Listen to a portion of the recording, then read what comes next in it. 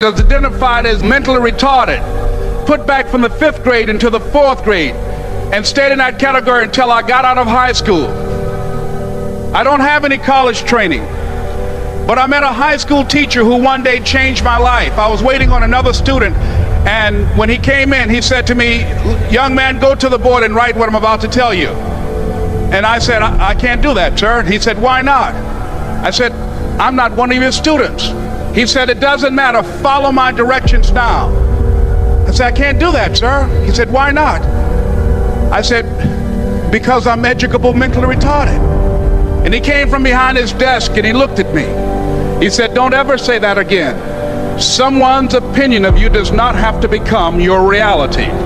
And as he talked, my heart began to beat fast. Tears began to run down my eyes, and I was in the back just listening to him, because the speech he was giving, that speech was for me. And he said, "Les Brown," he said, "if you want to do anything worthwhile in life, you've got to be hungry." I told Mr. Washington I wanted to become a disc jockey. And so I started working to develop myself. He said, "I want you to practice every day being a disc jockey." I said, "But I don't have any job now." He said, "It doesn't matter." He said that it's better to be prepared for an opportunity and not have one than to have an opportunity and not be prepared. And as I was working to develop myself, I applied for a job as a disc jockey, WMBM on Miami Beach. I went to a guy named Milton Butterball. I said, "How you doing, Mr. Butterball? I'd like to get a job as a disc jockey." He looked at me, he said, "You have any broadcast background?" I said, "No, sir, I don't." "You have any journalism background?" I said, "No, sir, I don't." He said, "We don't have any jobs available." I said, "Yes, sir."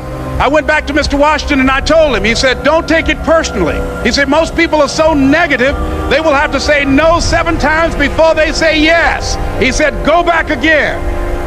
So I went back again. I said, "How you doing, Mr. Butterball? My name is Les Brown." He said, "I know what your name is. What do you want?" I said, "I'd like to know whether or not you have any jobs for disc jockey, sir." He said, "Didn't I just tell you yesterday we didn't have any jobs?" I said, "Yes, sir, but I know whether or not somebody got laid off or somebody was fired, sir." He said, "No one was laid off or fired. Now get on out of here." I came back the next day like I was seeing you for the first time. I said, "Hello, Mr. Butterball, how are you?"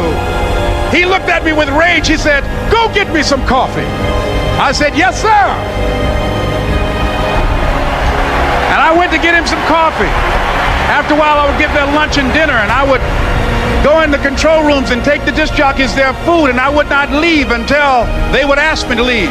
One Saturday afternoon, while I was at the radio station, a guy named Rock was drinking while he was on the air.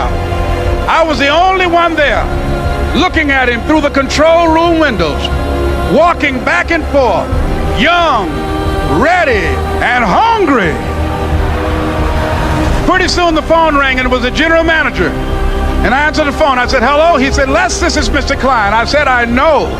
He said, "Rock can't finish his program." I said, "I know." He said, "Would you call one of the other DJs in?" I said, "Yes, sir." I hung the phone up. I said, "Now he must think I'm crazy." I called my mom and my girlfriend Cassandra. I said, "Y'all turn up the radio and come out on the front porch. I'm about to come on the air." I waited for about 20 minutes, and I called him back. I said, "Mr. Klein, I can't find nobody." He said, "Young boy, do you know how to work the controls?" I said, "Yes, sir."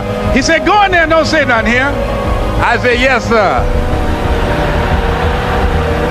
I couldn't wait to get behind those controls. I put on an old Stevie Wonder record called Fingertips.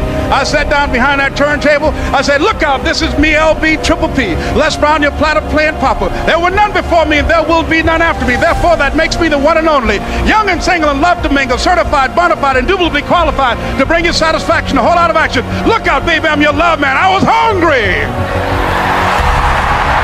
I was hungry. You gotta be hungry.